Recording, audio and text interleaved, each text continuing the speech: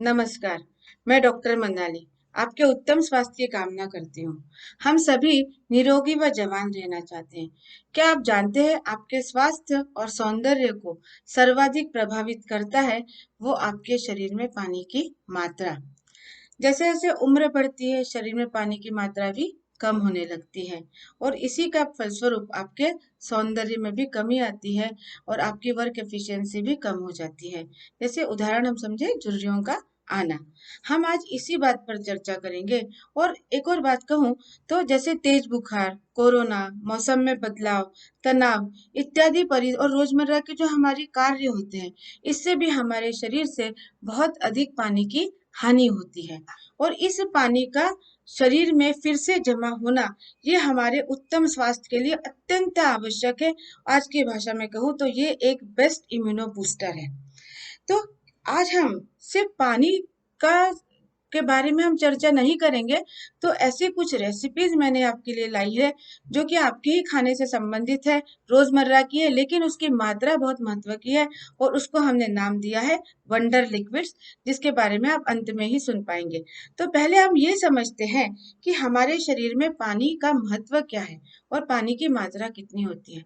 एक सामान्य मनुष्य के शरीर में 60 से 75% तक पानी होता है और ये पानी हमारे शरीर की प्रत्येक गतिविधि के लिए अत्यंत आवश्यक है।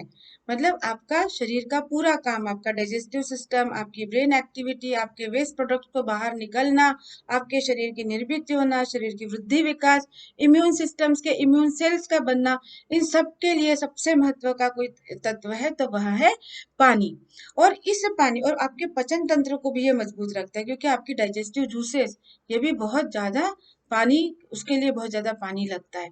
सो डाइजेस्टिव जूसेस का सिक्रीशन, आपका पचन तंत्र भी तभी सबसे अच्छा रहेगा जब आप पानी अच्छे से पियोगे। अब कई बार हम ये सुनते हैं इतना पानी पियो, उतना पियो, खाने के बाद पियो, मत पियो। आज मैं आपको सिंपली बताना चाहूंगी कि पानी कितना पियो इसका कोई गणित नहीं है। वैसे देखा जाए तो हर इंसान को पानी प्यास लगती है उतना उसने पानी पीना चाहिए, पहली बात। दूसरी बात यह है कि यदि आपको 3-4 घंटे से अच्छे से आपको यूरिन का सेंसेशन आता है, आपकी यूरिन डार्क येलो कलर की नहीं होती है और वो सफिशिएंट क्वांटिटी में होती है, तो भी आप समझे कि आप व्यवस्थित रिहाइड्रेट है।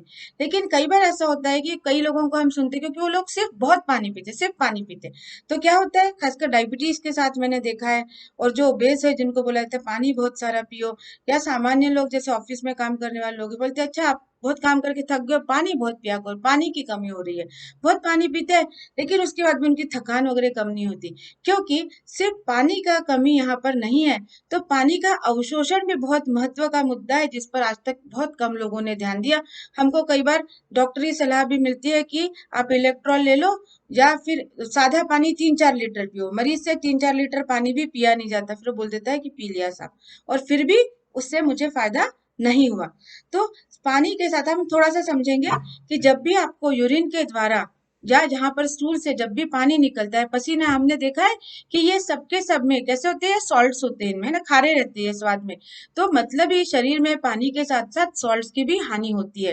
तो इन सॉल्ट्स जो हम सीधे समझे कि पानी में भी यदि हम सॉल्ट्स का एडिशन करें और उसमें कुछ न्यूट्रिएंट्स रहेंगे तो वो पानी बहुत अच्छे से एब्जॉर्ब होगा।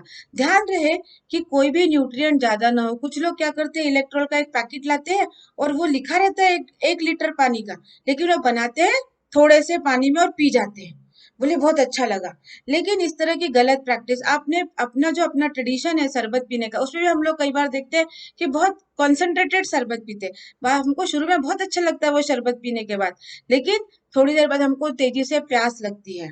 जैसे कुछ लोग होते हैं कि ग्लूकोज की फक्की मार देते हैं, डॉक्टर ने बोला है कि ग्लूकोज खाना है। खिलाड़ू बच्चे खेलने वाले रहते हैं, उनके माँ बाप को जैसे थोड़ा सा पता रहता है तो वो जाते हैं और क्या करते हैं, ग्लूकोज लेते हैं हाथ में, खा लेते हैं।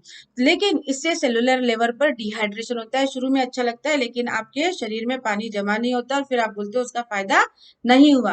तो पानी में कितनी मात्रा में सॉल्ट रहेगा इसका भी एक गणित है, और यही गणित बहुत इंपॉर्टेंट है और यही हम आज के वंडर लिक्विड्स में लेने वाले हैं।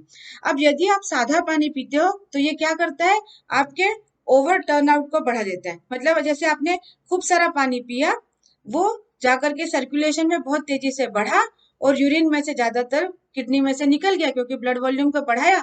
शरीर में तो 5 लीटर ही पानी रहने वाला है, रक्त के रूप में, तो उतना रहा, बाकी का ज्यादातर निकल गया, थोड़ा बहुत पेशियों में गया। तो यहाँ से हमने पानी को ज्यादा ज्यादा फेंक दिया, पिया तो हमने जरूर लेकिन फेंक फेंक दिया। अब कुछ लोग सजेशन देते हैं कि थोड़ा थोड़ा पानी पियो।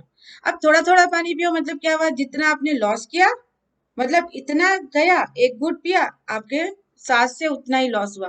तो ये इक्विलिब्रियम है, तो वेस्ट कहाँ से निकलेगा फिर, तो आपको यूरिन पास आउट नहीं होती, तो ऐसे में टॉक्सिन्स का अक्युमुलेशन शरीर में होने लगता है, जमा होने लगते हैं विषैले पदार्थ। और फिर भी ऐसे जो थोड़ा थोड़ा पानी पीने वाले जो लोग हैं, उनको सर दर्द, शरीर में सूजन आना, या उनका दिमाग थक जाना, इस तरह के उनमें लक्षण दिखाई दे सकते हैं, क्योंकि उनमें पानी जो है वो वेस्ट को निकालने के लिए काम नहीं कर रहा है, वो सिर्फ जमा हो गया। तो आइडियली यदि आपको लेना है तो आपको ऐसे लिक्विड्स लेने पड़ेंगे जिनमें सॉल्ट्स का कंटेंट भी हो। मतलब यदि मैं एज ए न्यूट्रिशनिस्ट रिकमेंड करूंगी कि आपको दिन भर में यदि 4 लीटर 3.5 लीटर भी लिक्विड लेना है, आप इससे बहुत अच्छे से ले पाओगे कि 1 से 1.5 लीटर तक सादा पानी, 500 ml वंडर लिक्विड्स, और 500 से 700 ml या 1 लीटर तक, जैसे आप उसको लेना चाहे आपकी आवश्यकता अनुसार, आप उसको अदर लिक्विड्स, मतलब जैसे दाल, अब दाल भी गाढ़ी लेते हैं, कोई पहले जैसे मराठी लोगों का जो खाना है उसमें कढ़ी वगैरह रहती है, और तो यदि पातळ भाजी जिसको हम लोग बोलते हैं ना, तो जहाँ रस्से वाली सब्जी है कम मसाले की, इस तरह के यदि हम अपने, अभी क्या हो गया मॉडर्न में ये सब चीजें हमारे खाने में नहीं रहती। और 1 गिलास पानी, ये बहुत इंपॉर्टेंट है। मतलब आपकी 2 कटोरी खाने में कुछ ऐसे लिक्विड्स हो, जैसे दाल के रूप में हो, सार के रूप में हो, और 1 गिलास पानी, ये बहुत अच्छा हेल्थ का इंडिकेटर है, आपके डाइजेस्टिव सिस्टम को हमेशा अच्छा रखेगा। ये जो आपको बताते हैं वो गलत बताते हैं कि खाने में पानी मत लो। एक छोटा ग्लास पानी 100 ml का, ये सबसे महत्व है, आपके डाइजेस्टिव सिस्टम को बूस्ट करता है। तो इस तरह से आप इस तरह के लिक्विड, मतलब ये यदि आपने 3 लिक्विड ले लिए, 2 बार आपने चाय ले ली, 1 कप दूध ले लिया, तो इस तरह से आप अदर लिक्विड्स भी आपके खाने में लेते हो, और आपका पानी का जो बैलेंस है वो बहुत अच्छे से बिना सिर्फ सादे पानी के मैनेज हो जाता है। आज हम, अच्छा मैं आपको एक थोड़ी और बात बोलना चाहूँ कि अभी तक हम देखते थे कि हमारी जो संस्कृति में कैसा था कि हम जैसे राजस्थान, गुजरात कहीं जाते थे तो वहां पर हमको मट्ठा दिया जाता है ना, गर्म प्रदेश है, मट्ठा देते हैं। महाराष्ट्र में चलेगा, कोकण में चले जाओगे तो वहां पर आपको कोकम शरबत और अम्बोली का शरबत वगैरह मिलेगा। फिर आप यहाँ पे रहते तो यहाँ पर भी नींबू शरबत की प्रथा थी, है ना। एमपी में वगैरह भी हम जिसको शिकंजी बोलते हैं, या आम का खट्टा पन्ना, इस तरह के देने की थी। साउथ में चले जाओ तो रसम दिए जाते थे अलग अलग प्रकार के। लेकिन अब हम इन सब संस्कृति से दूर जा रहे हैं, अब हम लेते हैं concentrated liquids, like cold drinks हो गए, चाय कॉफी हो गई, वो भी गाढ़ी गाढ़ी सी, तो ये सब नुकसानदायक होने लगा है। तो आज हम जो वंडर लिक्विड्स की मैं जो आपको बात बताऊंगी, वो सब इन्हीं पदार्थों पर बने हैं, बस इसका प्रमाण बदल गया है। आप ध्यान रखिए, हर इस वंडर लिक्विड में एक चुटकी, मतलब सिर्फ एक चुटकी नमक आपका आएगा, और एक पिंच जीरा पाउडर आएगा, और जहां आपको आवश्यकता लगता है आप 4 से 5 पत्ते पुदीना के आप इनमें से किसी भी लिक्विड में डाल सकते हो। तो पहला हम लिक्विड लेते हैं कि आपका जो सादा सा नींबू का पानी है, आप एक 100 ml का पानी लीजिए, उसमें पिंच ऑफ सॉल्ट डालिए, और उसमें आपको सिर्फ 5 से 7 बूंद नींबू डालना है। नींबू से हमको पोटेशियम मिलता है, इसलिए हम नींबू ले रहे हैं, विटामिन सी के लिए हम इतना नहीं ले रहे अभी। सोडियम पोटेशियम का यदि पानी में अच्छे से बैलेंस हो जाए तो ये पानी भी शरीर को बहुत अच्छे से पचता है। इसका आप 100 ml तैयार कर लीजिए। फिर दूसरा हम लेते हैं कि मट्ठा। हम जनरली बहुत गाढ़ा मट्ठा लेते हैं, लेकिन उत्तम स्वास्थ्य के लिए बहुत पतला मट्ठा आयुर्वेद में भी दिया है। हम इस पर बाद में चर्चा करेंगे किसी एपिसोड में, लेकिन मैं भी बोलूंगी कि पतला मट्ठा मतलब इतना सा लेवल आपके ग्लास का, मतलब उसको बोलते हैं 20 ml को आप 100 ml में डाइल्यूट कर लीजिए मट्ठे को। घर का मट्ठा बनाइए, बाहर के मट्ठे में बैक्टीरिया से बना हुआ वो नहीं रहता। तो मैं रिक्वेस्ट करूंगी कि आप घर का मट्ठा लीजिए, उसमें आप नमक, और आपको जो थोड़ा सा पुदीना के पत्ते डालने हो, हींग डालना हो, तो आप 100 ml में फिर से 100 ml से डाइल्यूशन करिए, और आपका जीरा और नमक डाल दीजिए। फिर आपका नेक्स्ट आता है टमाटर से आप बना सकते हो। एक टमाटर को लीजिए, थोड़ा सा अदरक का टुकड़ा, थोड़ा सा लहसुन का, एक ही लहसुन से, और 3-4 पत्ते छोटे छोटे, हाँ पत्ते छोटे छोटे, जो मीठा नीम है वो डालिए, और एक छोटा सा प्याज डालिए, इसको आप पकाइए, और इसको बिल्कुल डाइल्यूट कर लीजिए 1 गिलास 1.5 गिलास में से जैसा आपको लगता है, और इसको आप अपने अपने खाने में या दिन भर में कभी भी उसको पीजिए। फिर जो तीसरा आता है, जैसे कोकम का शरबत है या आम का पन्ना है, उसको भी आपको इसी तरह से 1 चम्मच को 100 ml में डाइल्यूट कर करके लेना है। फिर वेजिटेबल्स खासकर, तो जैसे वेजिटेबल्स में भी हम जो ऐसी वेजिटेबल्स जैसे लौकी हो गई, आपका पंपकिन हो गया, मतलब इसको लाल कुम्हड़ा बोलते हैं ना, वो लाल कुम्हड़ा, फिर गिल की तोरई जो ज्यादा लोग पसंद नहीं करते, इनका भी 2 इंच बाय 2 इंच का एक टुकड़ा काटिए। उसको आप उसमें आप थोड़ा सा प्याज डाल दीजिए, उसको आप मिक्सर में से निकालिए पकाने के बाद, और उसको डाइल्यूट करिए। और आप उसमें भी फिर नमक और जीरा डाल सकते हो, और उसको आप रोज लीजिए अपने रोजमर्रा के जीवन में। और एक और जो वंडर लिक्विड है, वो एक और आप ले सकते हो, मतलब कुछ नहीं हुआ तो आप गुड़ पानी लीजिए, और आपके पास कुछ भी अवेलेबिलिटी नहीं है तो आप ऑफिस में जाते हो पानी लेके जाते हो, आप अपने 1 लीटर के पानी में आप थोड़ा सा चुटकी भर के नमक, आंवले या नींबू का रस, और जमे तो 10 ग्राम शुगर, 15 ग्राम शुगर, इतना आप डाल लीजिए। आप डायबिटीज हो तो शुगर मत डालिए, और बाकी आप उसको पानी, नींबू या आंवले का रस, इतना डाल करके आप उसको अपने साथ ले जाइए।